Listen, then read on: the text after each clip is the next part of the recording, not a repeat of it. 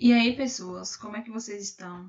Eu espero que vocês estejam bem, espero que vocês estejam estudando, né? Cada um de sua forma, cada um com seu ritmo, porque cada estudante é um processo. E o contexto em que esse estudante se insere, né?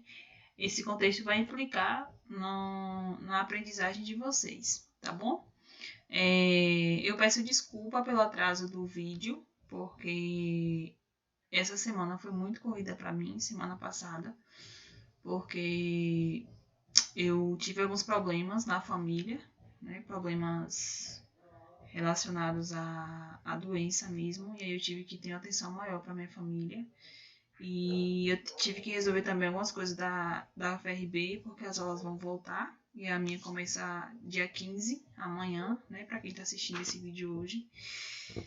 E também eu faço parte de um grupo de pesquisa na UFRB sobre parasitologia, a relação dos neurônios, né, o sistema nervoso, com o sistema digestório. Então, entrei em contato com o meu professor para a gente ajustar as atividades desse semestre, né, um semestre online. Então, tudo isso leva tempo, tudo isso leva dedicação também. Então, por esses motivos, eu me atrasei em gravar o vídeo de correção, certo? Mas a gente vai começar a gravar agora, tá bom? Na verdade, já comecei, né? Mas a gente vai começar a corrigir o simulado de fato agora. No simulado, pessoal, esse terceiro simulado, eu foquei muito mais em questões interpretativas. Por quê? Porque eu percebi, quando vocês me enviam o formulário, eu recebo notificação de que eu recebo notificação das respostas. Então, eu sempre olho. Não corrijo na hora, mas eu sempre olho quantas questões vocês acertaram e tal. E eu percebo que muitas pessoas ainda estão com dificuldades em interpretar textos, interpretar imagens. E é uma questão muito complicada, porque o Enem, a prova de linguagens, além de conteúdos específicos, cobra muita interpretação textual. Não só na prova de linguagens, mas nas provas de humanas também. E algumas questões nas provas de matemática e ciência da natureza, que envolve química, física e biologia, tá bom? Então, pessoal, vocês aguçem a interpretação de vocês leiam mais. E quando eu falo ler, não é só ler aqueles textão do Instagram, é ler mesmo, questões que não que os textos do Instagram sejam ruins, sejam inviáveis para vocês. Tem textos que são legais. Mas em se tratando de Enem, em se tratando de conhecimento prévio, conhecimento de mundo, vocês precisam ler coisas que vão lhe acrescentar para esse quesito do Enem. Porque a gente tem que saber separar as coisas, tá bom? Então, a primeira questão é sobre interpretação de texto. E ela diz assim: palavras têm poder. Palavras informam, libertam, destrói preconceitos. Palavras desinformam, aprisionam e criam preconceitos. Liberdade de expressão. A escolha é sua. A responsabilidade também. A liberdade de expressão é uma conquista inquestionável, então é um direito, certo? O que todos precisam saber é que a liberdade traz responsabilidades. E aí a gente já, quando eu vou grifar aqui essa parte, se o aluno souber interpretar, você percebe que nesse trecho já tem a resposta. Quando ele diz assim: a liberdade de expressão é uma conquista inquestionável, ou seja, é um direito.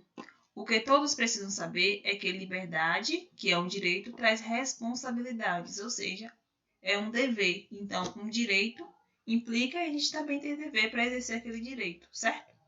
Publicar informações e mensagens sensacionalistas, explorar imagens mórbidas, desrespeitar os direitos humanos e estimular o preconceito e a violência são atos de desrespeito à lei. Para promover a liberdade de expressão com responsabilidade, o Ministério Público de Pernambuco se une a vários parceiros nesta ação educativa. Colabore. Caso veja alguma mensagem que desrespeite os seus direitos, denuncie. Então, é um dever do cidadão, um dever do indivíduo em denunciar mensagens que desrespeitem os seus direitos, ou seja, desrespeite a sua liberdade de expressão, tá bom? E aí o enunciado diz assim: pela análise do conteúdo. Qual conteúdo? Pela análise do texto, certo? Constata-se que essa campanha publicitária tem como função social. Letra A. Propagar a imagem positiva do Ministério Público? Não.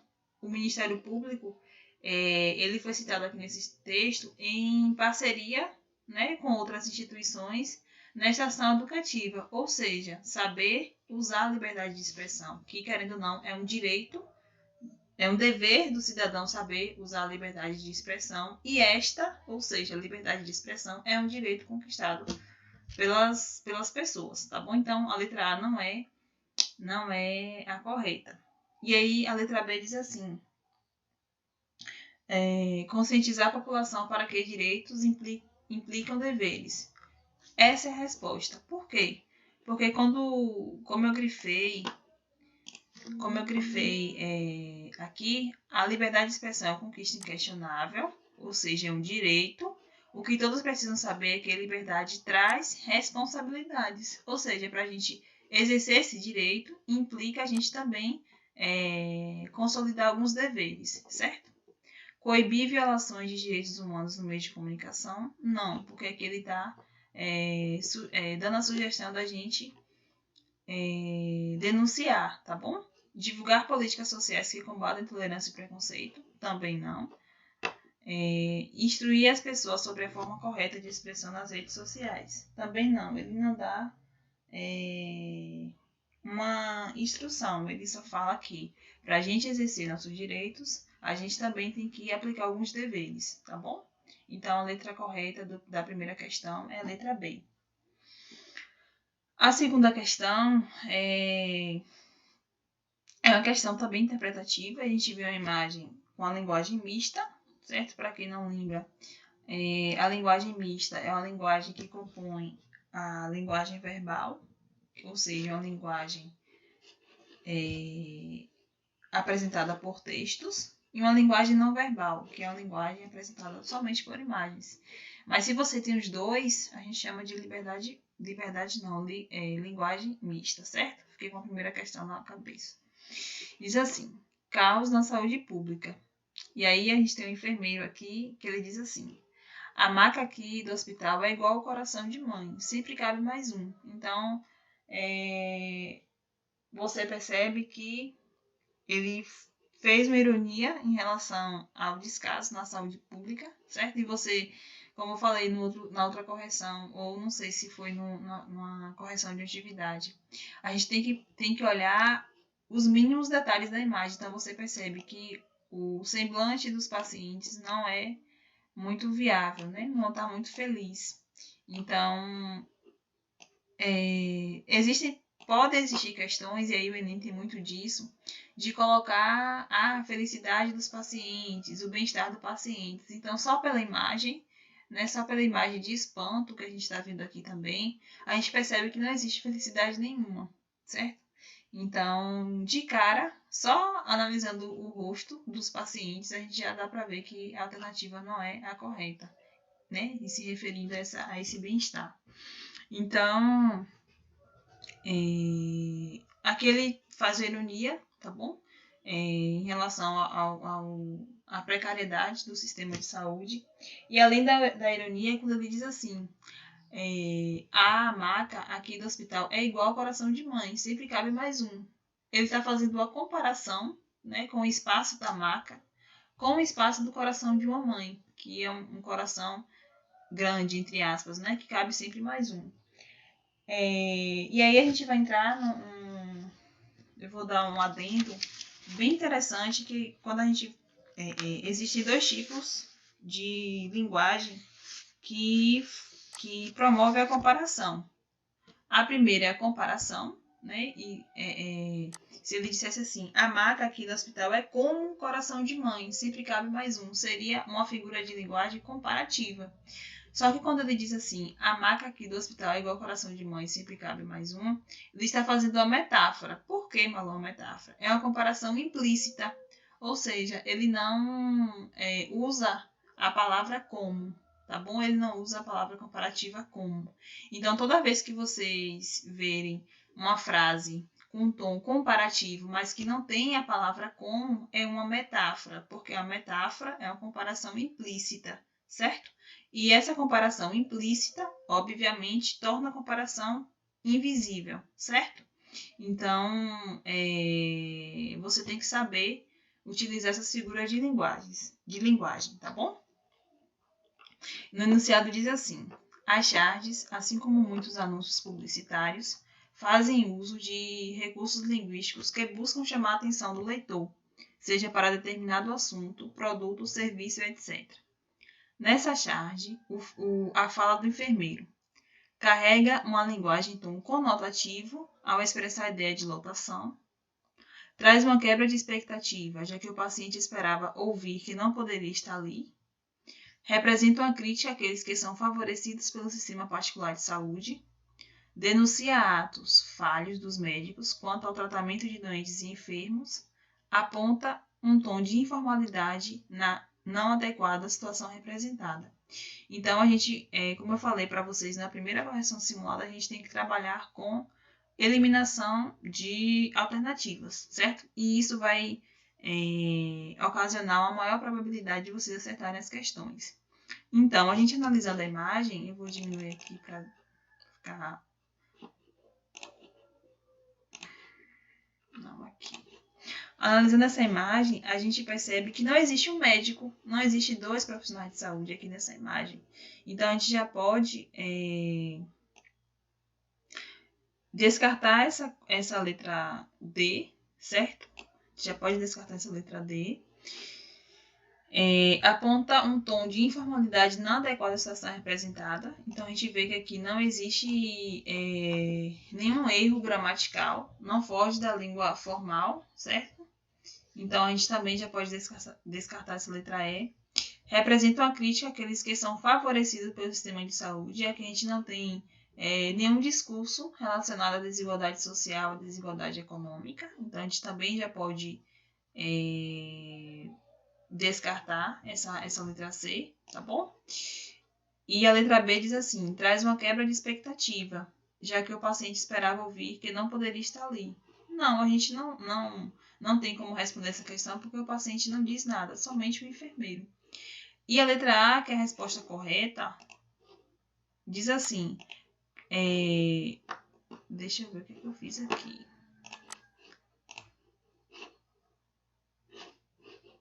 Diz assim, carrega uma linguagem em tom conotativo ao expressar a ideia de lotação. Essa é a resposta correta. Eu vou marcar essa letra A aqui e essas que estão todas marcadas são as respostas incorretas, certo? Então, pessoal, antes da gente pular para a próxima questão, existem 2 tipos de linguagem. Existe a linguagem denotativa, que é uma linguagem no sentido real, uma linguagem formal. E existe uma linguagem conotativa, que é uma linguagem no sentido figurado. Então, para vocês gravarem não, para vocês aprenderem, que eu não gosto dessa expressão de gravar, vocês aprenderem, para vocês conseguir diferenciar o que é uma denotação e o que é uma conotação, é só você lembrar. Denotativo começa com D, e D vem de dicionário. Então, as palavras que estão no dicionário são palavras no sentido real, o significado real daquela palavra. Então, é uma linguagem denotativa. Na linguagem conotativa, é uma linguagem informal. Então, denotativa vem de dicionário e, em contraste com o tipo de linguagem de denotação, tem a conotação, já que não é formal, é informal. Então, é no sentido figurado, certo? Então, um exemplo de uma linguagem denotativa é quando diz assim: o pássaro voava pelo céu da cidade, relampejou durante a noite. Então, a gente dá para imaginar um cenário, um pássaro voando pelo céu e relampejando durante a noite. É o sentido real da frase. Mas quando a gente diz assim: o carro voava pelas ruas da cidade, seus olhos relampejaram de ódio. O carro não voa, certo? O sentido da palavra voar é correr demais, é alta velocidade, então é um sentido figurado. E quando ele diz assim, seus olhos relampejaram de ódio, é porque ele estava em uma alta velocidade. Então, a gente vê um sentido figurado nessa frase, certo? Então, para lembrar, denotativo vem de dicionário, sentido real, e conotativo, obviamente, é informal, não é real, é figurado, certo? Então, a resposta correta dessa segunda questão é a letra A, tá bom? A letra 3 também é uma questão interpretativa. A letra 3 não, a questão 3 também é uma pergunta de interpretação. Diz assim: observe o texto e a charge abaixo. Natal é tempo de abraçar, festejar, compartilhar e presentear. Neste Natal, não se esqueça do seu verdadeiro melhor amigo e dê biscoitos Royal Pet Cookies. Então, a gente vê vários animaizinhos aqui, tá bom? Diz assim: no anúncio, observa-se a clara presença da função da linguagem conotativa, ou seja, a linguagem figurada, uma vez que ressalta informações sobre o produto. Não, ele não especificou como seriam esses biscoitos, ele só influenciou o receptor a comprar aquele produto, porque é Natal. E aí ele colocou as características do Natal e incluiu que para que tudo isso aconteça é necessário dar os biscoitos aos animais, certo? A letra B diz assim: faz referência ao próprio texto para convencer o leitor? Não, porque não é uma metalinguagem, como eu falei no simulado passado. Metalinguagem é o texto falar do próprio texto. Isso aqui não está acontecendo, certo? Expõe fatos e circunstâncias sobre a realidade dos animais? Não é um texto formal, não é um texto informativo. Então, ele não está falando sobre as características dos animais, não traz informações científicas. Então, descarta essa alternativa. A letra D diz assim: busca influenciar e convencer o receptor a comprar o produto anunciado. Exatamente. Então, ele usa como um meio para convencer o leitor, né, o indivíduo que vai comprar, o Natal. Porque ele fala: Natal é tempo de abraçar, festejar, compartilhar e presentear. Então, use esse tempo, né, esse tempo que a maioria das pessoas são amorosas em toda essa cultura, né, de bem-estar, e compre os biscoitos. Então, ele usou fez uma propaganda de um acontecimento, que é o Natal, para poder vender os biscoitos, certo? Então, a letra D é a correta. Letra E diz assim: se preocupa mais em como dizer do que com a mensagem em si, também não, tá bom? Então, letra D da questão 3, ok? A questão 4 é um cartaz que fala sobre o bullying, tá bom? E diz assim: faz com que o bullying passe a história. És vítima? Fique calmo. Os bullies adoram reações nervosas. Finge que não é contigo. Não des troco. Lembra-te, o agressor é ele, não és tu. Evita ficar sozinho como bullying. Junta-te com teus amigos. Mostra-te confiante, não demonstres medo e acredita em ti. Conta a uma pessoa de confiança o que está acontecendo contigo.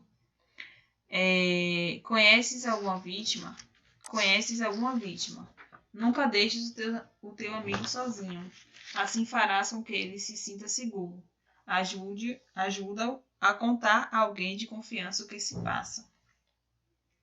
Conheces o agressor. Tenta convencê-lo a mudar o seu comportamento. Caso não tenha sucesso, denuncie o caso às autoridades. Então, pessoal, aqui a gente pode perceber que ele está dando instruções de como fazer, de como agir, né, em relação à prática do bullying em determinadas situações e em diferentes contextos. Se você é vítima, haja dessa forma. Se você conhece alguém que sofre bullying, haja dessa forma. Se você conhece quem pratica o bullying, haja dessa forma. Então, ele está dando uma instrução. É tipo uma bula de remédio. Olha, tome esse horário, tal gota, entendeu? Tal comprimido. Então, como fazer tal prática diante de cada situação, certo? E o enunciado diz assim: essa campanha se destaca pela maneira como utiliza a linguagem para conscientizar a sociedade da necessidade de se acabar com o bullying. Tal estratégia está centrada diz assim, chamamento de diferentes atores sociais, ou seja, diferentes contextos, como eu já falei. Se você é vítima, faça isso. Se você pratica o bullying, faça isso. Se você conhece alguém que pratica, faça isso. pelo uso recorrente de estruturas injuntivas. E aí eu percebi que muitas pessoas erraram essa questão 4. Poderia ser que vocês não conhecem o que são estruturas injuntivas. As estruturas injuntivas servem para explicar o método e conscientizar uma determinada ação. Então, ele está explicando o método, como agir em determinadas situações, certo? Então, a gente vê claramente que a resposta da letra A é a resposta correta, tá bom? Variedade linguística caracterizada do uso português europeu? Não. Restrição, deixa eu diminuir aqui para vocês acompanharem. Restrição a um grupo específico de vítimas ao apresentar marcas gráficas de identificação de gênero como artigo masculino e feminino? Também não. Por quê? Porque ele dá diferentes contextos, ele não restringiu apenas a um grupo, certo? Combinação do significado de palavras escritas em línguas inglesa e portuguesa? Também não. Enunciado de cunho esperançoso, passe a história, no título do cartaz? Também não. Então, se as pessoas soubessem o que são estruturas injuntivas, talvez acertaria essa questão, certo? Então, às vezes, não é somente o texto que dá respostas. Você tem que ter alguns conceitos, tem que ter alguns conhecimentos prévios, certo? E essa é uma clara questão do que o conhecimento de mundo, o conhecimento de outra disciplina são importantes, tá bom? A questão 5 também é uma questão de interpretação, ok? Então, fala sobre o compartilhamento de artes online. A gente vai ler e depois a gente vai responder. Diz assim: o Instituto de Arte de Chicago disponibilizou para visualização online compartilhamento ou download de 44 mil imagens de obras de arte em altíssima resolução, além de livros, estudos e pesquisas sobre a história da arte. Para o historiador de arte Bentor Grosvenor, o sucesso das coleções online de acesso aberto, além de democratizar a arte, vem ajudando a formar um novo público museológico. Grosvenor acredita que quanto mais pessoas forem expostas à arte online, mais visitas pessoais acontecerão nos museus. A arte está disponível em 6 categorias: paisagens urbanas, impressionismo, essenciais, arte africana, moda e animais. Também é possível pesquisar pelo nome da obra, estilo, autor ou período. Para navegar pela imagem em alta definição, basta clicar sobre ela e utilizar a ferramenta de zoom. Para fazer o download, disponível para obras de domínio público, é preciso utilizar a seta localizada do lado inferior direito da imagem. A função da linguagem que predomina nesse texto se caracteriza por evidenciar a subjetividade da reportagem com base na fala do historiador de arte? Não, ele só está informando sobre a disponibilização de visualização online sobre diferentes categorias da arte e que isso iria implicar em mais pessoas no museu, pelo interesse de se conhecer mais sobre a arte, de se conhecer mais sobre essa área. Ele dá algumas instruções em como fazer o download dessas obras, tá bom? Então, ele não evidencia nenhuma subjetividade, certo? A letra B diz assim: convencer o leitor a fazer o acesso online, levando-o a conhecer as obras de arte? Não, ele só dá uma sugestão. Informar sobre o acesso às imagens por meio da descrição do modo como acessá-las? Sim, ele começa informando quem fez, né, essa plataforma online das artes e, por último, ele vai descrevendo como acessá-las aqui nessa última parte do texto. Então, a letra C é a resposta correta, certo? A letra D diz assim: estabelecer interlocução com o leitor, orientando-o a fazer o download das obras de arte. Também não, em momento nenhum ele cita o leitor no texto, né? Quem está lendo, né? Obviamente, o conteúdo. Enaltecer a arte, buscando popularizá-la por meio da possibilidade de visualização online. Também não, tá bom? Então, é uma questão muito simples, né? Assim como todas as outras. A questão 6 também é uma questão de interpretação que fala sobre o pulmão e o porquê que esse órgão ele é mais propício a ter câncer, né? por conta do uso de tabacos. Diz assim: pulmão é o mais comum de todos os tumores malignos, apresentando aumento de 2% por ano na sua incidência mundial. E aí, pessoal, quando a gente fala incidência, é o número de novos casos surgido em uma determinada região em determinado tempo. Então, quando a gente diz assim, houve a incidência de dengue em Amargosa em 2015, ou seja, houve um aumento de novos casos de dengue, além daqueles que já existiram na cidade de Amargosa, tá bom?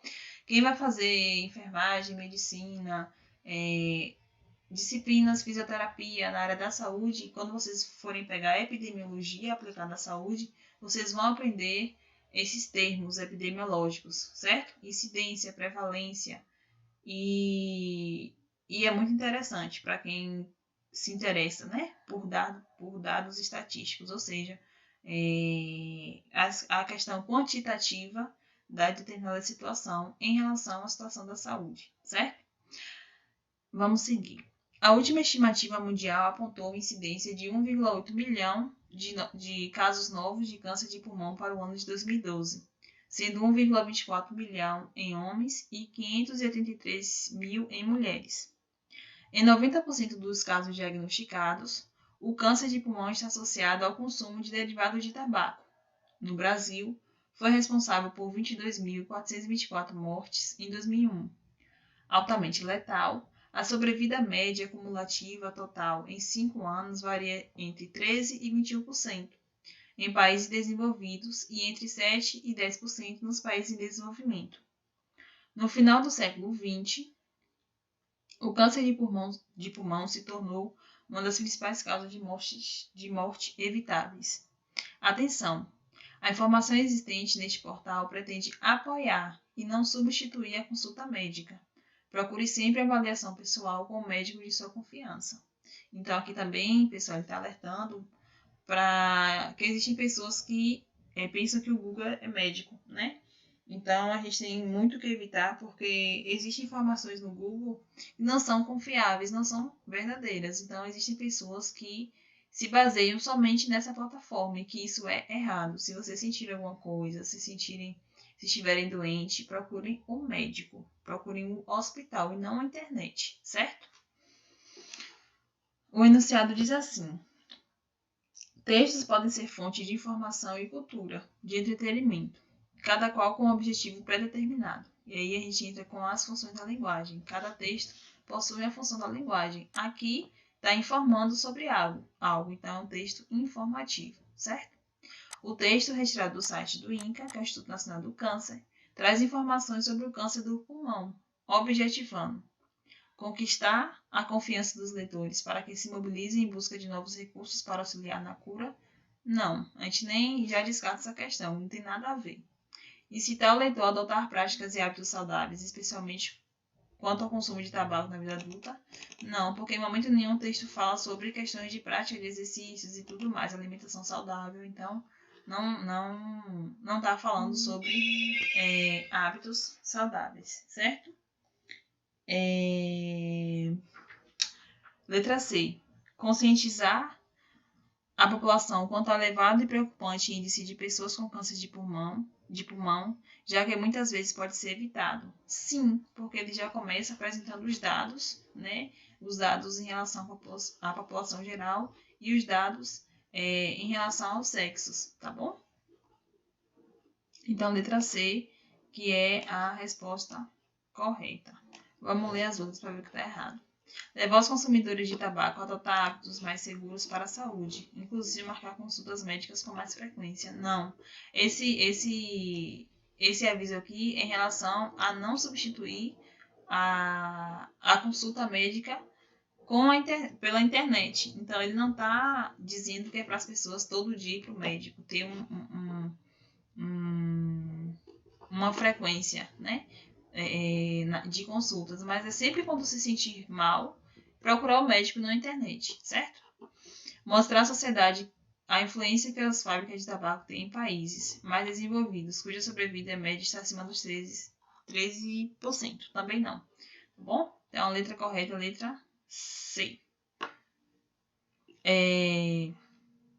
A questão 7 é um gráfico que fala sobre a questão da saúde mental, a depressão e a ansiedade. Diz assim: é mais comum do que você imagina. 1 em cada 10 pessoas no mundo sofre de algum distúrbio de saúde mental. 33% da população mundial sofre de ansiedade, o que corresponde a 700 milhões. Depressão afeta 350 milhões de pessoas no mundo, ao que vale a 16,5%. Mais de 80 mil brasileiros estão afastados do trabalho por depressão. Depressão é a primeira causa de afastamento, principal e primeira causa, né, que a gente dá para perceber aqui pela figura, do trabalho do mundo. São Paulo é a cidade com maior facilidade de transtornos mentais do mundo, o que equivale a 29,6% da população. E a ansiedade é mais comum, afetando 19,9% dos paulistanos. A fonte é a Organização Mundial da Saúde e é um artigo em relação à saúde mental, certo? Em grandes cidades, São Paulo.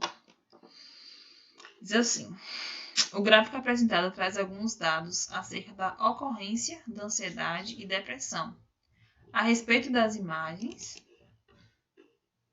diminuir aqui para ver se a gente consegue acompanhar. A respeito das imagens que representam esses dados, é pertinente afirmar que são dispensáveis, por não acrescentar informação à pesquisa realizada e, por vezes, confundir o entendimento do gráfico. Não. A questão de falar sobre saúde mental é muito importante. Então, só de você ter esse conhecimento, você já descarta essa alternativa. A primeira imagem faz sentido ao mostrar a uma pessoa em destaque em relação às outras 9, mas a quarta prejudica o entendimento da legenda. Não, porque 1 em cada 10 pessoas, então é algo bem acessível, né? Bem, dá para entender direitinho. Então não é uma coisa inviável, tá bom? O número 1 aqui, na última imagem, não é coerente, pois sua legenda diz que a depressão é algo que acomete muitas pessoas. Não somente uma. Não é que acomete muitas pessoas, é que é a principal causa, ou seja, a primeira causa de afastamento no trabalho. Então, não é claramente a alternativa errada. A primeira imagem deveria seguir o padrão gráfico estilo pizza das imagens seguintes, dividindo o círculo em 10 partes. Também não, porque aqui foi uma escolha estética de quem fez o artigo, quem fez a pesquisa. Então, não tem nada a ver. A letra E diz assim: facilita a compreensão, oferecendo um apoio visual dinâmico, ou seja, com várias formas, né, de apresentar os dados para ilustrar os dados da pesquisa. Ok, muito bem. Então, a alternativa correta é a letra E, certo? Então, pessoal, a gente vai entrar agora na prática de redação em si, né? Como fazer, apresentando as causas e consequências dos temas que eu passei para vocês. No simulado passado, na correção, eu não fiz o desenvolvimento, não fiz as conclusões, mas nesse simulado eu decidi fazer porque para tirar dúvidas de vocês ou acrescentar argumentos que talvez vocês não pensariam, certo? Não pensavam, na verdade.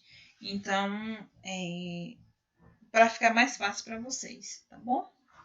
Então, eu dividi aqui 2 pastas de desenvolvimento e outra pasta de conclusão. Então, a letra A fala sobre epidemias no Brasil. Então, eu vou para lá, para o Word, e vou digitar as causas e as consequências que eu coloquei, tá bom? Então, a gente vai começar aqui com o primeiro tema, que seria epidemias no Brasil, certo? A gente sabe que no desenvolvimento, primeiro vem as causas e depois as consequências. Nunca ao contrário, porque uma causa ela vai implicar em uma consequência. E por que ocorre? Qual é a razão, o motivo das epidemias no Brasil? Por que as epidemias no Brasil elas acontecem? Então, a primeira causa que eu pensei em relação a esse tema é a ausência da cobertura vacinal devido ao excesso de informações falsas. Então, existem muitas fake news, existem muitas informações falsas que prejudicam na cobertura vacinal, ou seja, um sucesso na campanha de vacinação, certo? Então, por exemplo, existem propagandas, até mesmo do próprio Ministério da Saúde, que assustam as pessoas. E existem pessoas que não entendem, então elas deixam de vacinar seus filhos, de se vacinarem por conta dessas notícias. Então, a primeira causa é a ausência. E aí, na questão 8, eu coloquei para a gente apontar duas causas e duas consequências, certo? Então, é a ausência da cobertura vacinal devido ao excesso de informações falsas. Então, a gente é a primeira causa, tá bom? Vou colocar aqui para ficar organizadinho. Vou colocar aqui em vermelho, porque aí eu vou dar tempo de vocês baterem um print da tela, caso vocês queiram revisar depois, tá bom? A segunda causa, que poderia desencadear as epidemias no Brasil, seria uma degradação das condições de vida e ausência de saneamento. Degradação das condições de vida com ausência de saneamento básico. Pois se não existe saneamento básico, consequentemente vai existir a degradação das condições de vida.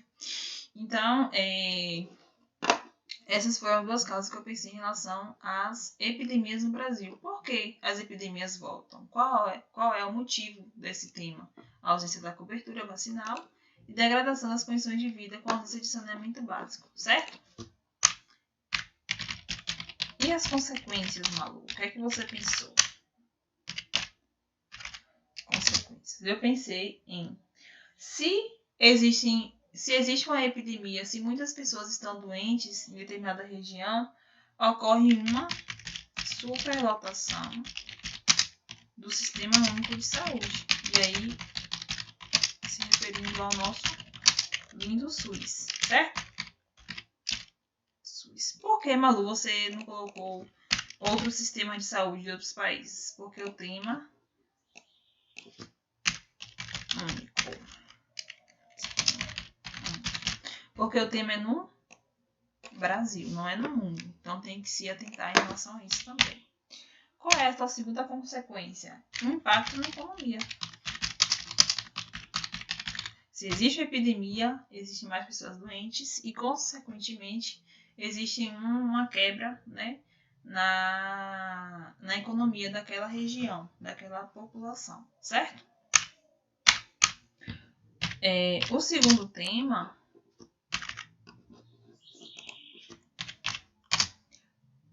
Deixa eu ver aqui. O segundo tema do nosso simulado é aumento da expectativa de vida no Brasil, certo? Aumento da expectativa de vida no Brasil. Vou botar aqui para ficar mais fácil. E a gente vai com as causas. As causas desse tema, né? O porquê. O que é que ocorre se existe um aumento da expectativa no Brasil? O que essas pessoas que vivem mais, elas passam, né? Claramente os idosos. Então, a primeira causa seria uma dificuldade de pagamentos pertinentes à previdência social. Então, existe uma maior demanda, né, nesse setor por conta desse aumento dessa expectativa de vida. E a segunda causa seria a ausência de um amplo projeto de cunho pedagógico. Então, a gente vê que é a ausência de um projeto educacional visando aprimorar noções básicas sobre o processo de envelhecimento, certo? Então, uma vez que se as pessoas vivem mais, claro, obviamente que as pessoas vão ficar idosas. Então, existe uma nota-se uma ausência de conscientização em relação a essa população, certo? O que é que essa população passa depois dos 60 anos? Então, são coisas a serem pensadas também, certo? Enfim, tá dois pontos. As consequências. Quais são as consequências do aumento, né, do tempo de vida, aumento da expectativa? Seria um crescimento do desemprego. Por quê? Porque o sistema capitalista ele preza por pessoas novas, pessoas que têm uma força braçal, um maior tempo para se dedicar àquele trabalho. E os idosos não têm, devido mesmo ao processo de envelhecimento. Então, ocorre um crescimento do desemprego por conta disso. Qual seria a segunda consequência? Inchaço urbano, uma vez que existe um aumento da natalidade e um aumento também da expectativa de vida. E as disparidades socioeconômicas no meio social, justamente decorrente desse crescimento do desemprego, certo?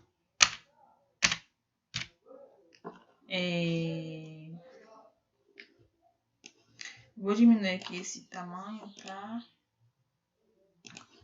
para poder vocês baterem um print depois. O terceiro tema do nosso simulado seria a importância do trabalho voluntário. Por que é importante um trabalho voluntário? Porque as pessoas não fazem. Então, a gente sempre tem que apontar os problemas, certo?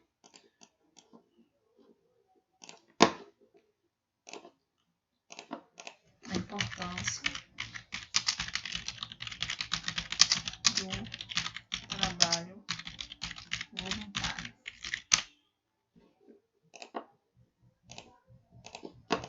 Quais são as causas? Por que as pessoas não trabalham de forma voluntária? Algumas pessoas, né? Mas não todas. Por que isso acontece?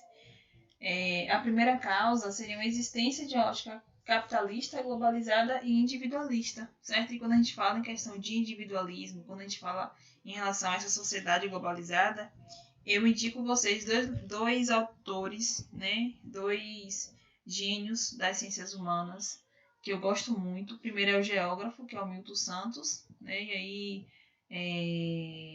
tem um livro muito bom que ele fala sobre o processo de globalização e como isso implica na sociedade.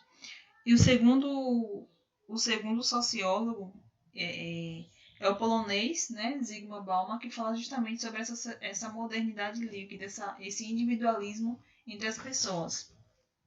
Então, quando vocês estiverem querendo ler algo bom que acrescente a vocês, leiam Milton Santos e leiam Zygmunt Bauman, certo? Então, existe uma existência de uma ótica, ou seja, de uma visão, uma cultura capitalista, globalizada e individualista, certo? A segunda causa seria que no âmbito profissional, mais especificamente,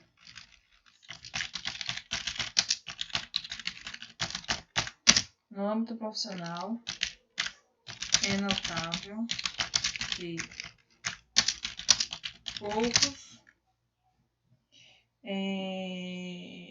poucos trabalhadores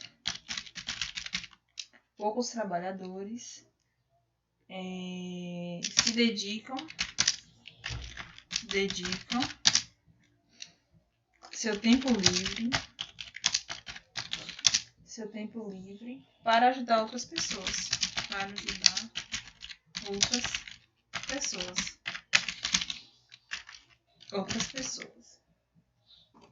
E essa relação de não ter um tempo livre, né, para também dedicar a outras pessoas, se refere às mudanças sociais no que se refere ao trabalho e a carga horária desse, né, do mesmo.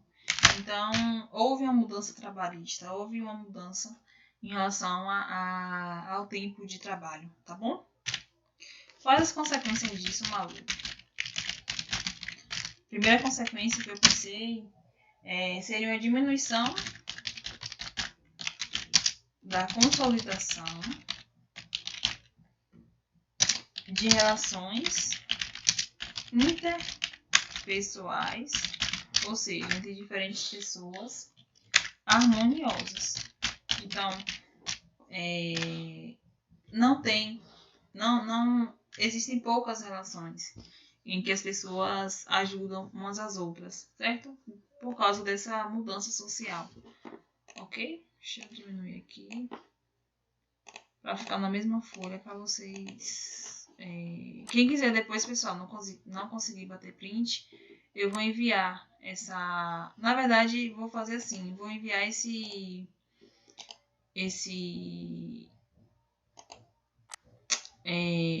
arquivo para no grupo depois, é melhor, certo? A segunda consequência seria um aumento de sentimentos de superioridade, podendo gerar violência psicológica para aqueles que precisam. Então, a partir do momento que as pessoas se negam a ajudar umas às outras, eles se sentem melhor. E quem não é ajudado pode ter um sofrimento psíquico em relação a isso, tá bom? O quarto tema é o lixo e cidadania. O que falta para essas duas temáticas o que falta para que essas duas temáticas se completem? Então, lixo. Vou botar aqui só lixo e cidadania. Certo?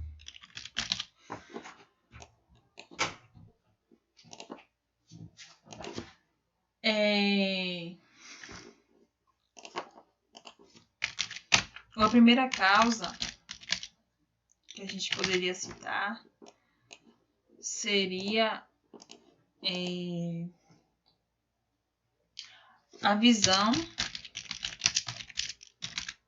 mercadológica com intrínsecos interesses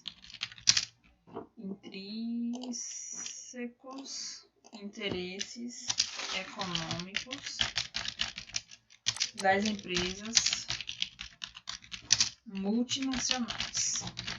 E aí também é uma consequência da globalização, certo? Então, é a nossa primeira causa. A segunda causa poderia ser a ascensão do capitalismo, gerando um aumento da quantidade do lixo na natureza e nos centros urbanos. Ok? As consequências poderia ser um aumento do problema referentes à chuva ácida, que é uma consequência desse aumento do lixo. E a segunda consequência seria o desequilíbrio ecológico afetando as teias alimentares, certo? Por quê? Porque a gente sabe que a teia alimentar, ela começa com o decompositor, ela começa com o produtor, depois o consumidor primário, secundário, terciário e decompositor. Então, quando ocorre algo que exclua um desses participantes, pode desequilibrar, né, essa sequência ecológica, certo? Essa sequência que move a natureza, move o meio ambiente, certo? Então, depois que eu vou mandar esse arquivo para vocês, para poder vocês revisarem as causas ou estudarem mais sobre essas causas em outras fontes, para poder aumentar o repertório sociocultural de vocês, e que é importante, tá bom, pessoal? Muito importante que vocês leiam mesmo, porque vai ajudar muito a vocês no Enem, tá bom? Eu vou abrir aqui outro arquivo, esse documento 3, que vai ser, a gente vai apresentar as conclusões. Pronto, certo? Então, a gente respondeu a questão 8, em relação às causas e as consequências. E a questão 9, eu pedi para vocês apontarem 2 soluções detalhadas para os temas a seguir. O primeiro tema é o esporte. Para ficar mais fácil, vou copiar e colar aqui. Como ferramenta de inclusão. Primeiro tema, certo? Esporte como ferramenta de inclusão. Então, eu vou fazer 2 soluções, tá bom? A primeira solução que eu fiz, né, vou passar para vocês, é assim. É necessário que o Estado, então a gente vê que é o agente interventor, tá bom? Uma vez que a solução detalhada precisa responder 3 perguntas: quem faz, como faz e para que faz, certo? É necessário que o Estado crie complexos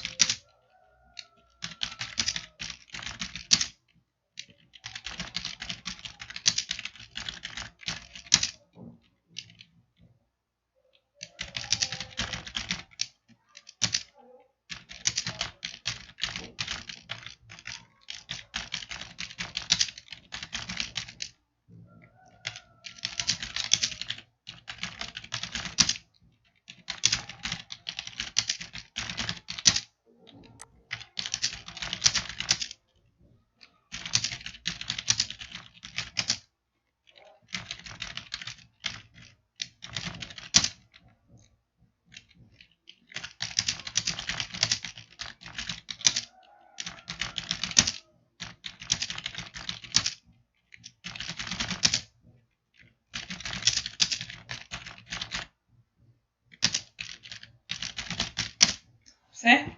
Então, a primeira solução seria justamente promover, né, complexos que vão diminuir a vulnerabilidade social e que, consequentemente, vão ajudar esses jovens a se relacionar com outras pessoas, tá bom?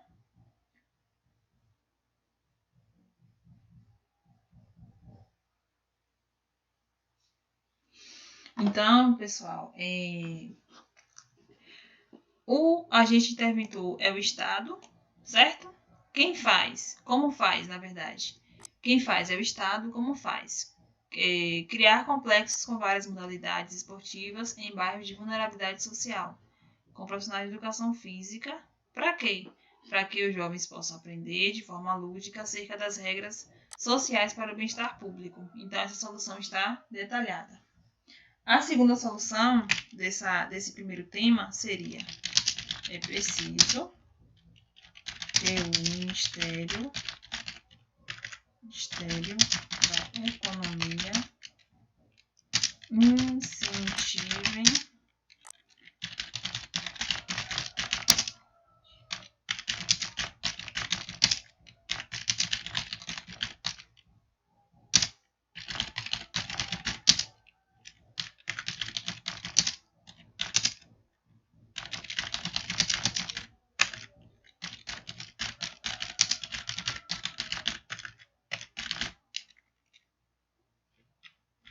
auxílio financeiro, não, auxílio permanência,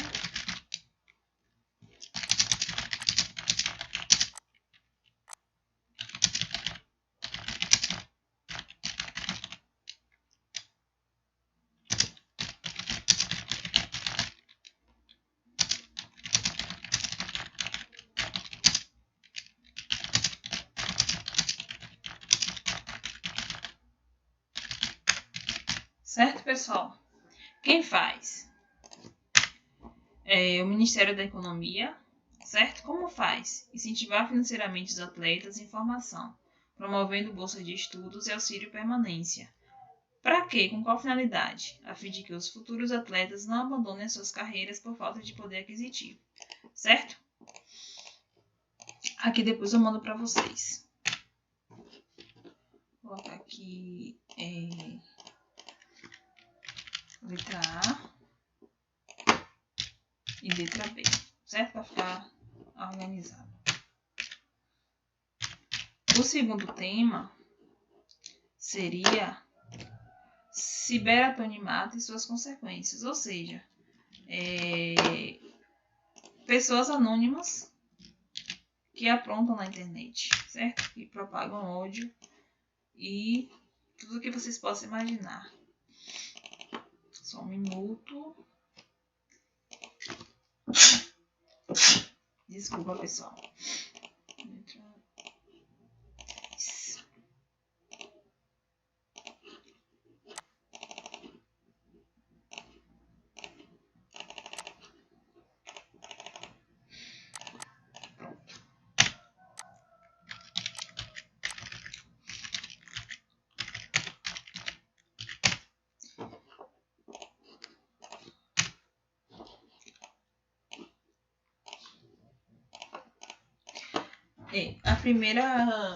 A primeira consequência desse tema seria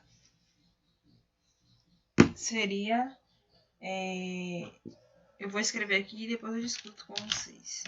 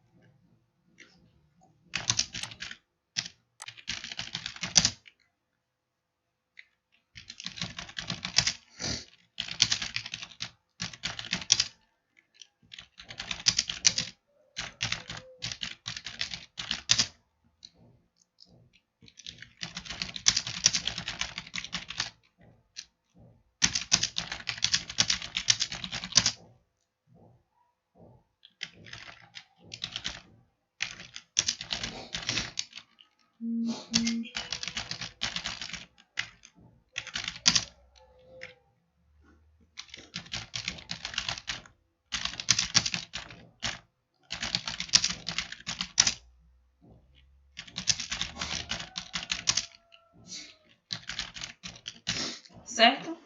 Quem faz, como faz e para que faz, certo? Letra B, ou seja, a segunda conclusão.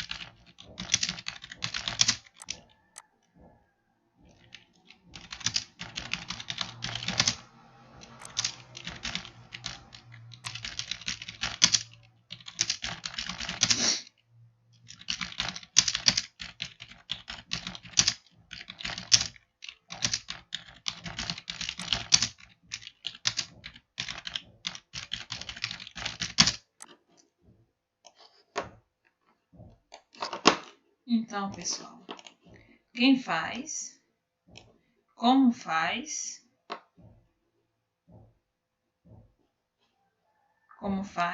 e para que faz, certo? O terceiro e último tema seria o aumento de casos de depressão entre os jovens brasileiros. Vou botar aqui embaixo. 3.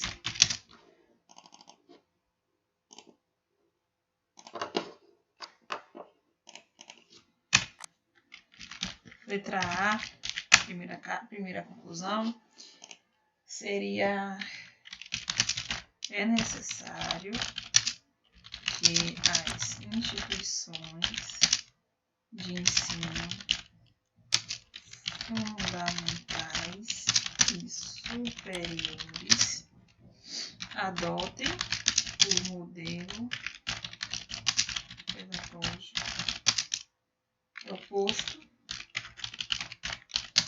pelo pedagogo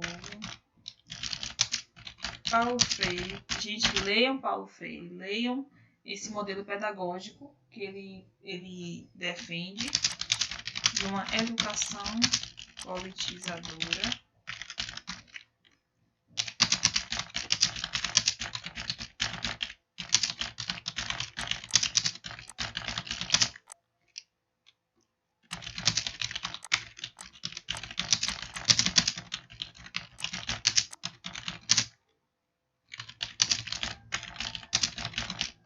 certo? Então, depois vocês leiam sobre esse modelo pedagógico proposto por Paulo Freire, certo?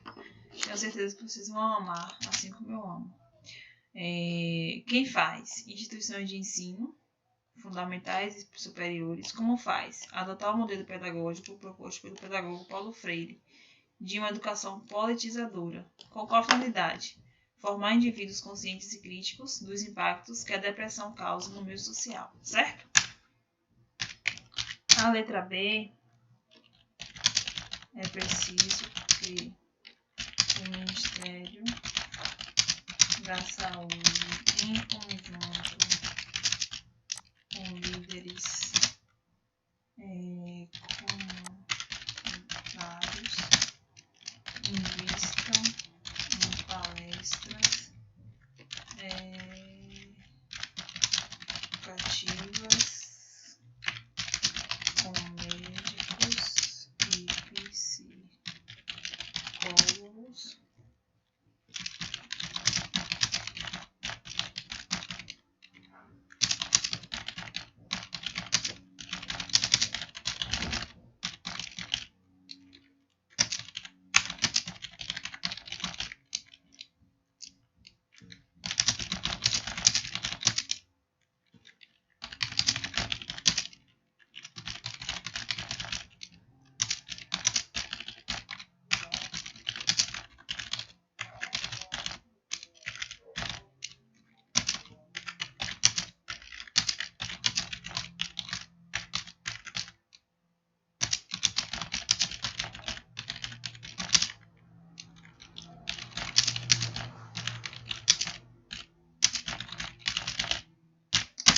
certo?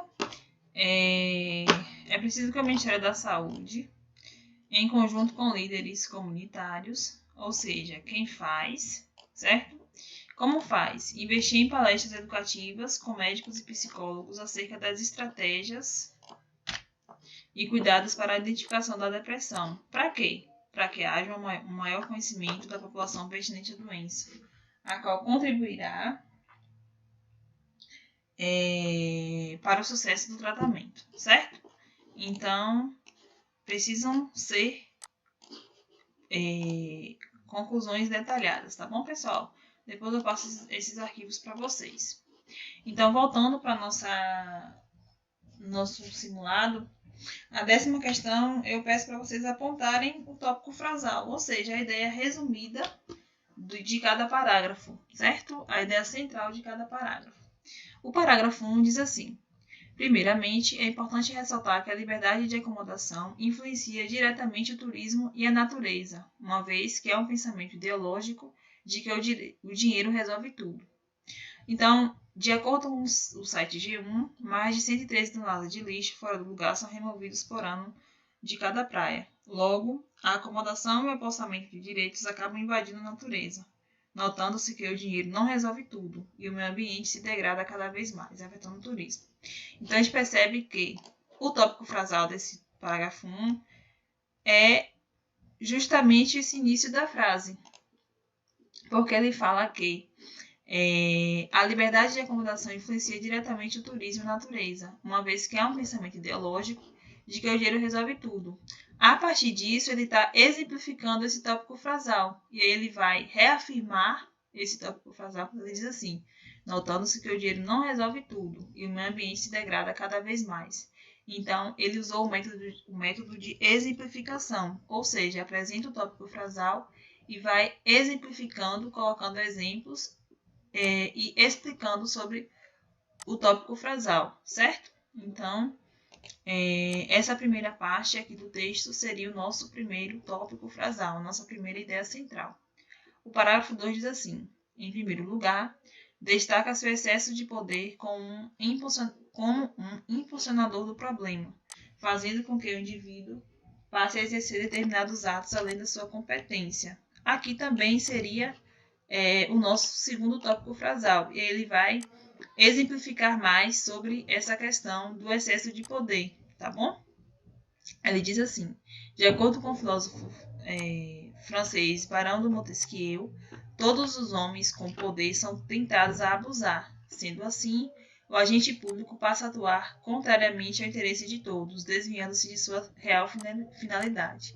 Logo, seus interesses pessoais passam a ser prioridade, corrompendo a democracia estabelecida no país e ocasionando a corrupção. Então, ele vai apresentar as causas e as consequências do tema, se embasando em conhecimento de mundo, conhecimento filosófico, para explicar o tópico frasal, certo? O parágrafo 3 diz assim: a princípio, é imperioso destacar que, em função da morosidade legal, amplia-se as ousadias dos assassinos. Então, é a mesma dinâmica do parágrafo 2.